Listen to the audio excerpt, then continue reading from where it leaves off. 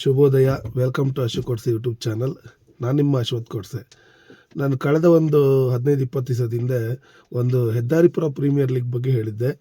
ಆ Heddaripura premier league ಹೇಗೆಲ್ಲ ನಡೆಯುತ್ತೆ ಅದರದ್ದು ಒಂದು ಸಂಪೂರ್ಣ ಚಿತ್ರಣ ನಿಮ್ಮ ಮುಂದೆ ಇಡ್ತೀನಿ ಅಂತ ಹೇಳಿದ್ದೆ. ಸ್ವಲ್ಪ ಅನಾರೋಗ್ಯದ ಕಾರಣವಾಗಿ ನನಗೆ ಮೊದಲನೇ ದಿನದ ಆವೃತ್ತಿಯ ಒಂದು ವಿಡಿಯೋಸ್ಗಳನ್ನ ಅಪ್ಲೋಡ್ ಮಾಡಲಿಕ್ಕೆ ಆಗಿಲ್ಲ ನಿಮ್ಮ ಮುಂದೆ. ತುಂಬಾ ಚೆನ್ನಾಗಿ ಮೂಡ್ ಬಂದಿದೆ. ಒಂದು ಇಂಟರ್ವ್ಯೂ ಮಾಡಿದ್ದೆ ಅಲ್ಲಿ ಗ್ರಾಮ ಪಂಚಾಯತಿ ಸದಸ್ಯರದು. ಮಾರ್ನಿಂಗ್ ಹೋಗ್ಬಿಟ್ಟು ಅವ್ರದ್ದೊಂದು ಇಂಟರ್ವ್ಯೂ ತೊಗೊಂಡಿದ್ದೆ ನಾನು.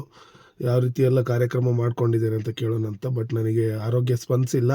ಅದಕ್ಕೆ 2ನೇ ದಿನದ ಚಿತ್ರಣನಾದರೂ ನಿಮ್ಮ ಮುಂದೆ ಇಡೋಣ ಅಂತೇಳಿ ವೈದ್ಯರ ಸಲಹೆ ಮೇರೆಗೆ ನಾನು 2ನೇ ದಿನಕ್ಕೆ ನಾನು ಇವಾಗ ಎಂಟ್ರಿ ಕೊಡ್ತಾಯಿದ್ದೀನಿ. ಇವಾಗ ಎಕ್ಸಾಕ್ಟಾಗಿ ಸಮಯ ಬಂದುಬಿಟ್ಟು 6:20 ಮಾರ್ನಿಂಗು 2ನೇ ದಿನ.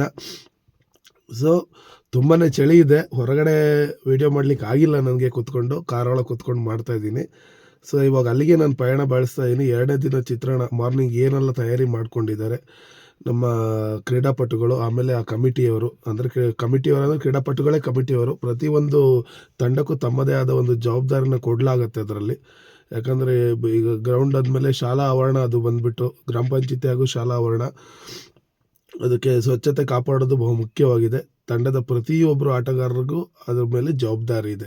ಸೊ ಯಾವ ರೀತಿ 2ನೇ ದಿನದ ಕಾರ್ಯಕ್ರಮ ಹಮ್ಮಿಕೊಂಡಿದ್ದಾರೆ, ನಿನ್ನೆ ಯಾವ್ಯಾವ ತಂಡ ಜಯಶೀಲಿ ಆಗಿದೆ, ಹಾಗೆಯೇ ಎಷ್ಟು ತಂಡಗಳು ಸ್ಪರ್ಧೆ ಮಾಡ್ತಿದ್ದಾವೆ, ಆ ತಂಡಗಳ ಕಿರು ಪರಿಚಯನ ನಾನು ಇವತ್ತು ಮಾಡಿಕೊಡ್ತೀನಿ ನಿಮಗೆ.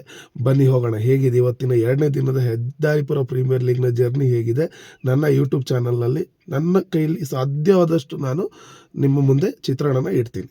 Thank you.